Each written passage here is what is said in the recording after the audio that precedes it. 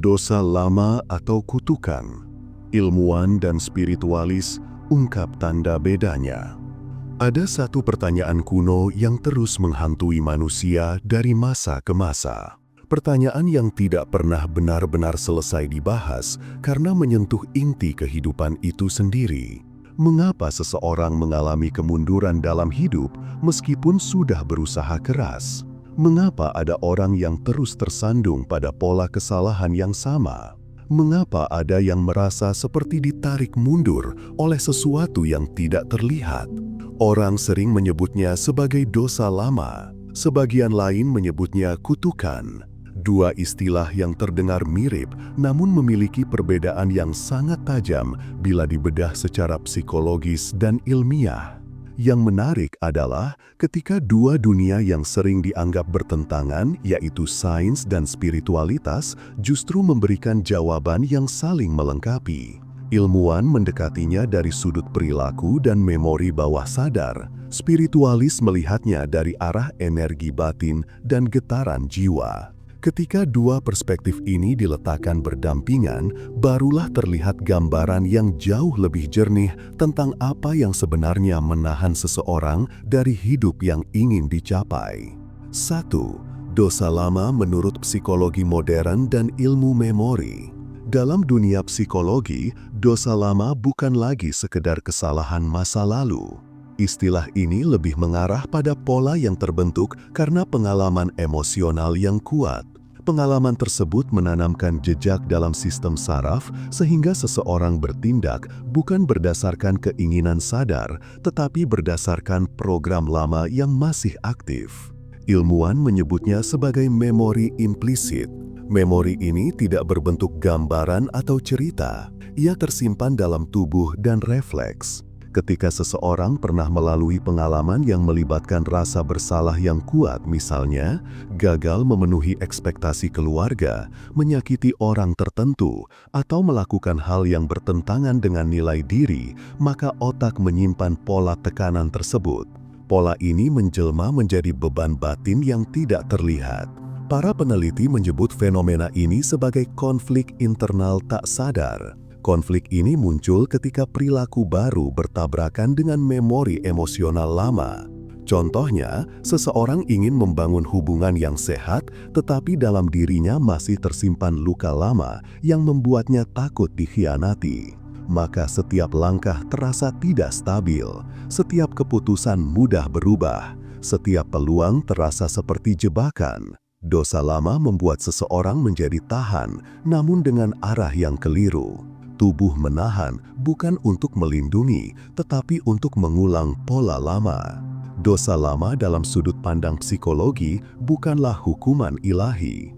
Ini adalah hasil dari sistem biologis yang bekerja terlalu baik. Tubuh ingin membantu, tetapi salah membaca situasi karena referensi emosional berasal dari masa lalu. Disinilah letak keunikan konsep ini. Dosa lama bukan tentang moralitas. Ini tentang bagaimana memori emosional yang tidak diselesaikan menciptakan belenggu yang tidak terlihat. 2. Kutukan dalam perspektif spiritualis dan energi manusia. Jika dosa lama datang dari dalam diri, maka kutukan menurut para spiritualis datang dari luar. Kutukan bukan semata ritual mistis seperti yang sering digambarkan dalam cerita. Para praktisi energi justru menjelaskannya sebagai pola vibrasi yang menempel pada seseorang karena adanya interaksi emosional yang intens.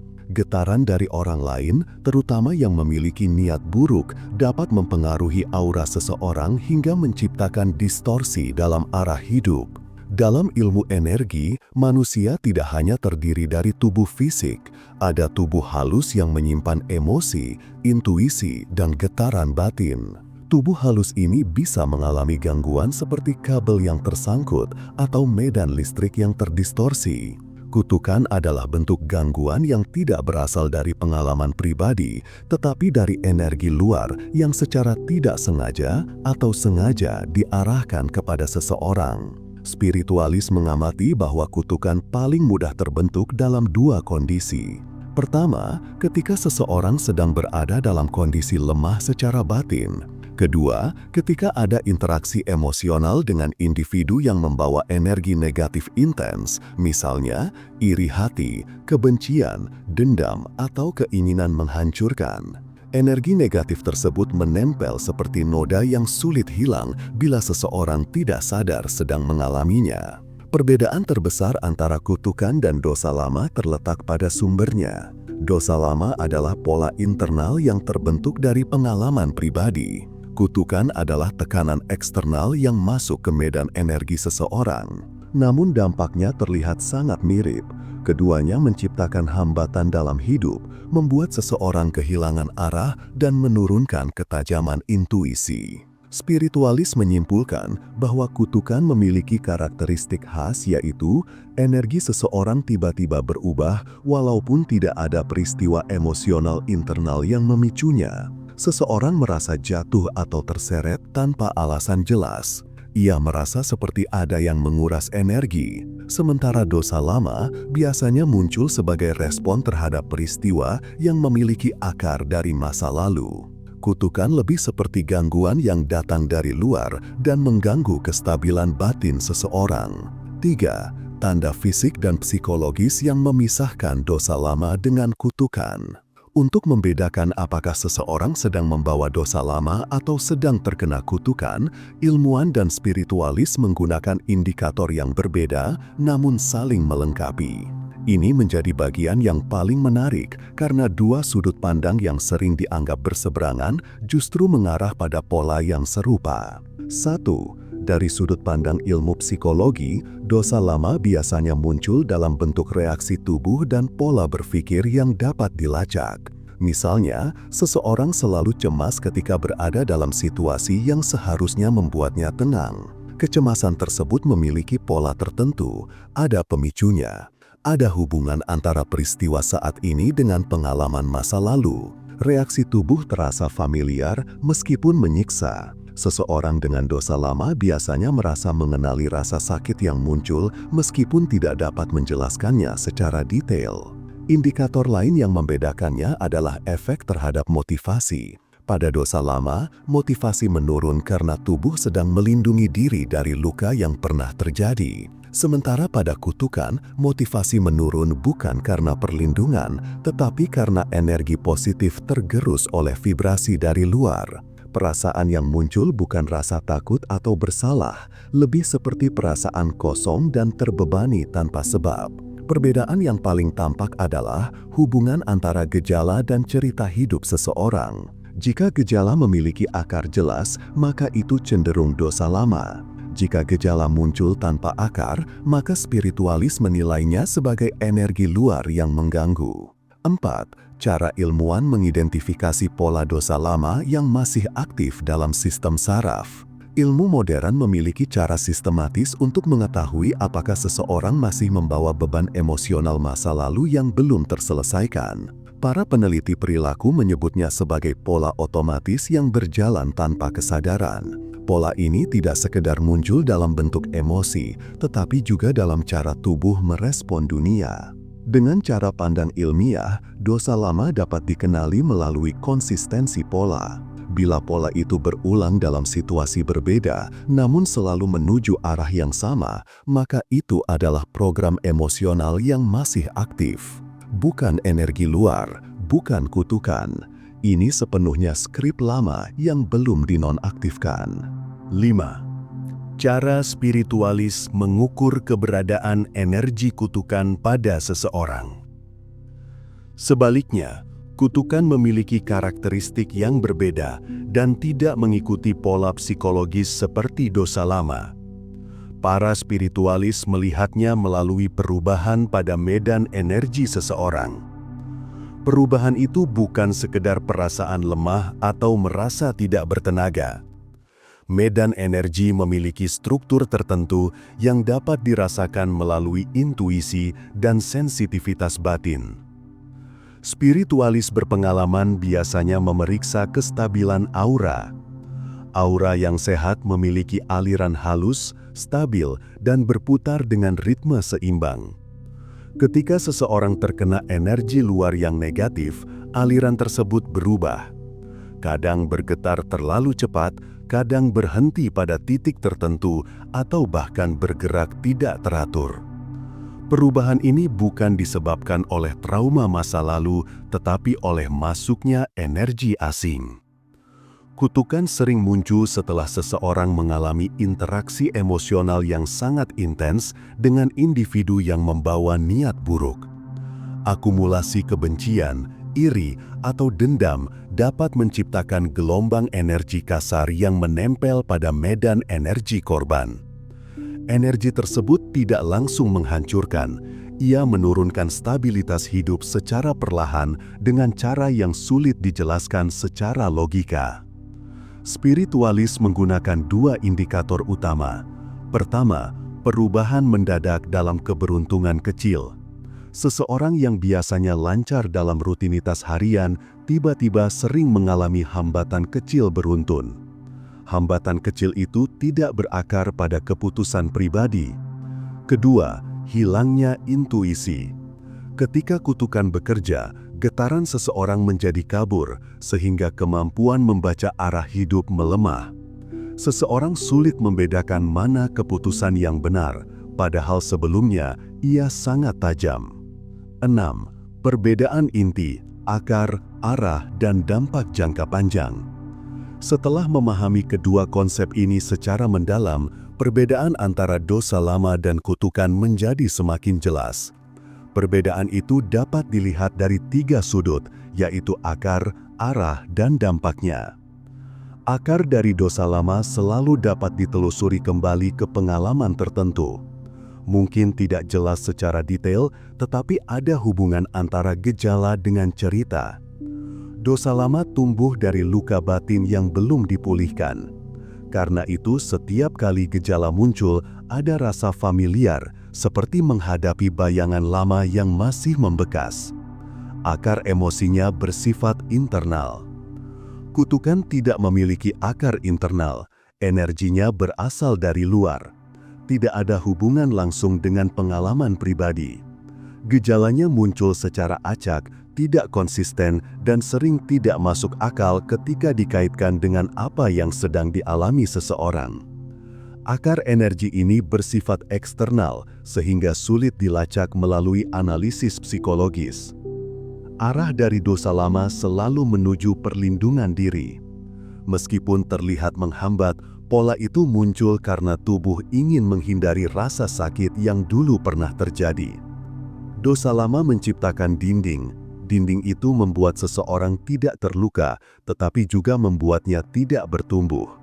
Polanya defensif. Arah dari kutukan adalah gangguan eksternal yang mengacaukan kestabilan. Energi ini tidak berusaha melindungi, ia merusak ritme batin seseorang sehingga fokus hilang. Jalur hidup menjadi kabur, arah geraknya destruktif. Dampak jangka panjang pun berbeda. Dosa lama, jika tidak diatasi, akan menciptakan pola hidup yang berulang sampai seseorang menyadarinya. Kutukan, bila dibiarkan terlalu lama, dapat menggerus daya batin hingga seseorang tidak lagi mengenali dirinya. Energinya melemahkan semangat dasar seseorang, bukan hanya pola perilaku. Yang paling penting, dosa lama dapat diselesaikan melalui rekonsiliasi batin, kesadaran penuh, dan pekerjaan merawat luka. Sementara kutukan membutuhkan pembersihan energi agar medan batin kembali stabil. Ini membuat perbedaan antara keduanya menjadi sangat penting untuk dikenali. Salah membaca gejala dapat membuat seseorang bekerja pada sisi yang salah. 7. Cara menetralkan kutukan dan memutus energi negatif yang masuk dari luar. Menghapus kutukan membutuhkan pendekatan yang berbeda dari menyembuhkan luka batin. Kutukan bekerja pada medan energi sehingga langkah untuk menetralkannya harus menyentuh dimensi batin yang lebih halus. Langkah pertama adalah memutus koneksi emosional dengan sumber energi negatif tersebut. Kutukan hanya bertahan bila ada relasi emosional yang masih aktif. Relasi itu bisa berupa kemarahan, ketakutan, atau trauma terhadap seseorang. Memutus koneksi bukan berarti melupakan, Ini berarti mengembalikan otoritas batin kepada diri sendiri. Energi yang tidak lagi mendapat umpan emosional akan melemah. Langkah kedua adalah menstabilkan medan energi. Banyak spiritualis melakukan teknik pembersihan sederhana dengan cara mandi garam mineral, meditasi pernapasan dalam, atau berada di bawah cahaya matahari pagi. Cahaya alami memiliki frekuensi yang dapat mengembalikan ritme energi pada tubuh halus. Teknik sederhana ini mengurangi gangguan energetik yang menempel. Langkah ketiga adalah menguatkan batas batin. Medan energi yang lemah mudah ditembus oleh energi luar. Batas batin dapat diperkuat melalui latihan fokus, afirmasi tanpa suara, dan ketegasan dalam interaksi sosial. Ketegasan ini bukan agresivitas, tetapi sikap batin yang tidak mudah digoyahkan. Ketika seseorang memiliki batas batin yang kuat, energi negatif akan memantul dan tidak dapat menempel. Langkah kelima adalah menghubungkan diri pada sumber energi yang bersih. Sumber ini bisa berupa doa, perenungan, syukur yang mendalam, atau momen keheningan. Koneksi dengan energi bersih ini bukan tradisi tertentu, tetapi cara untuk mengisi ulang getaran batin. Saat energi dalam diri kuat, kutukan kehilangan ruang untuk berakar. Langkah keenam adalah memutus pola hidup yang mengundang energi negatif.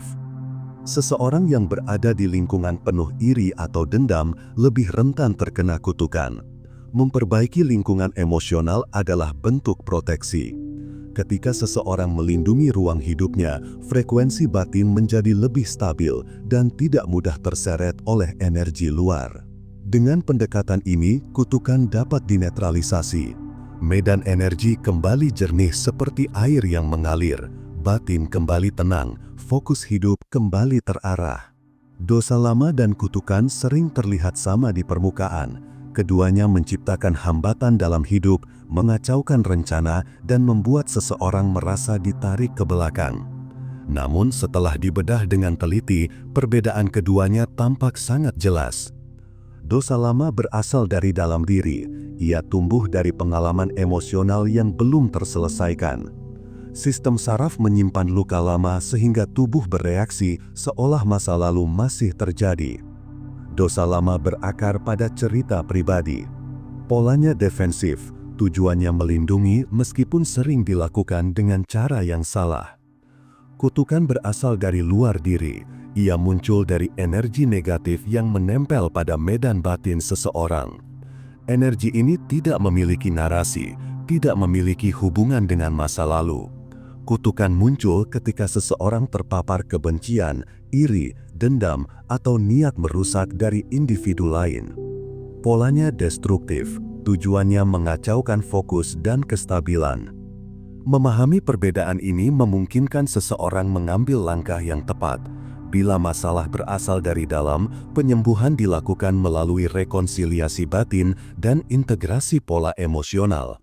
Bila masalah berasal dari luar, penanganannya adalah pembersihan energi dan penguatan batas batin. Pada akhirnya, kekuatan seorang manusia bukan ditentukan oleh apakah ia memiliki masa lalu berat atau pernah terkena energi luar yang mengganggu. Kekuatan itu ditentukan oleh kemampuan untuk melihat diri dengan jernih, memegang kendali atas batin, dan menata ulang arah hidup secara sadar.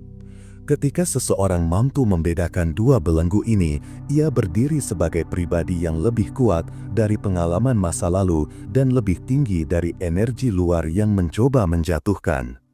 Dengan kesadaran seperti ini, seseorang tidak lagi bertanya apakah hidupnya sedang dihukum atau diganggu.